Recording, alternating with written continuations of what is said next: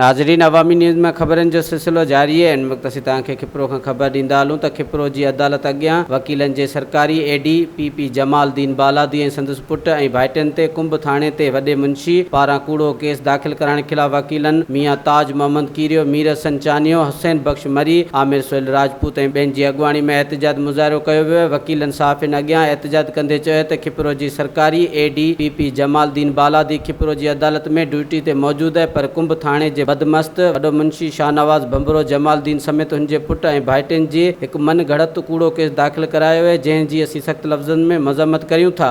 10 तारीख़ ते हिते बिल्कुलु अटेंडेंस में हो ऐं असां आम्हूं साम्हूं केस में हुआसीं। एडिशनल डिस्ट्रिक्ट जज खिप्रो वटि कोर्ट मौजूदु हुआसीं, जेको कोर्ट टाइम ताईं 2:30 बजे ताईं हिते मौजूदु हो।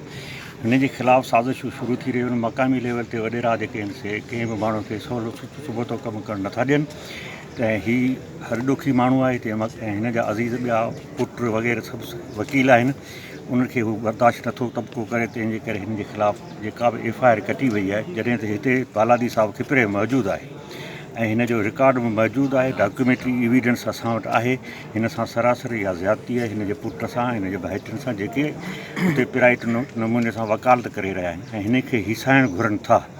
असां इहो एहतजाज रिकॉर्ड इन लाइ करायो त असां हिन सां गॾु आहियूं, साईं सां, ऐं असांजो सहकार सभिनी वकीलनि जो गॾु आहे। जीअं त मिस्टर ताज मोहम्मद साहिबु ॿुधायो त हैदराबाद बार जेका आहे सिंध जी अहम तरीन बार आहे, उन बि असां सां सहकार कयो आहे। हिन माण्हू जी असां मदद कंदासीं ऐं क़ानूनी तौर ते असां चाराजोई कंदासीं ऐं जेकॾहिं इहा FIR खे रद्द न कयो, कूड़ो न कयो, त असांजो एहतजाज अॻिते वधंदो ऐं वकील बिरादरी जेका आहे उतां जे वकीलनि सां ऐं हिन बेक़सूर ADPP सां साथ ॾींदी ऐं निमाईंदी।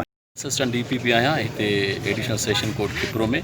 तारीख़ 9/7/2020 ते मुंहिंजे ख़िलाफ़ु, मुंहिंजे पुटनि जे ख़िलाफ़ु थाणे कुंभ ते शाहनवाज़ बंबरो WSC जे चवण ते कूड़ी FIR दाख़िल कई वई आहे। उन में मूंखे हुननि हुते हाज़ुर ॾेखारियो आहे ऐं मुंहिंजी उन FIR में बच ॾेखारी वई आहे।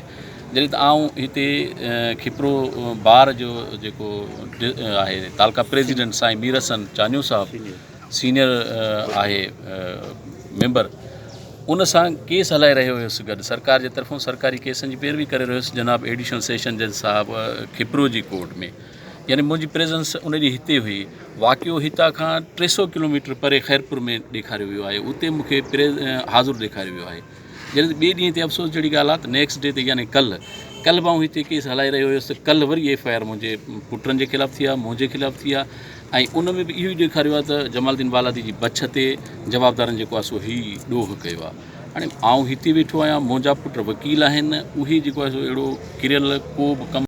असां डिफेंस काउंसिल आहियूं, पर असांखे हुन खां का बि शिकायत कोन्हे। हुन एॾी जेका असां ईमानदारी सां हिते ड्यूटी कनि पिया ऐं हुन ऐं हुनजे भाइरनि ऐं हुनजे जेको आहे सो पुटनि जेके वकील आहिनि, उन्हनि जे किथे खैरपुर में हक़ सच जी ॻाल्हि कई आहे त उते जेके बंबरा बिरादरी आहे, उहे उते जा जेके क्रिमिनल्स माण्हू आहिनि, उन्हनि जे ख़िलाफ़ु त उन्हनि जो उते को वॾो मुंशी आहे, उन्हनि जेके त फॉल्स फैब्रिकेटेड FIR कटियूं आहिनि हिननि ते। ऐं जेको बालाजी साहिब खे इंस्टिगेशन में ॾेखारियो अथनि, बालाजी साहिबु हिते मौजूदु आहे असां वटि हिते खिपरे में सांगड़ में, ऐं इहा ई बदनीयती आहे उन्हनि जी। वरी फेसबुक ते बि ग़लति कमेंट्स ॾियनि था त असां उहो साइबर क्राइम बि कनि पिया फेसबुक ते। हिकिड़ो ऑनेस्ट ऑफिसर आहे, हिकिड़ा हुनजा जेके वकील आहिनि जेका तमामु बहितरीनु शोबे सां तालुक़ु रखंदड़ माण्हू आहिनि, उन्हनि खे हिननि जेको आहे सो प्रेशराइज़ करण लाइ, हक़ सच जी ॻाल्हि करण खां रोकण लाइ अहिड़ियूं कूड़ियूं FIR कटियूं आहिनि। उनजे लाइ असां सभु लफ़्ज़नि में मज़म्मत कयूं था। सांगड़ बार जा अपील कयूं था PG सिंध साईं फयाज़ शाह खां, तव्हांजो सबऑर्डिनेट ऑफिसर आहे, उन सां तव्हां उनजी हेल्प कनि महिरबानी करे।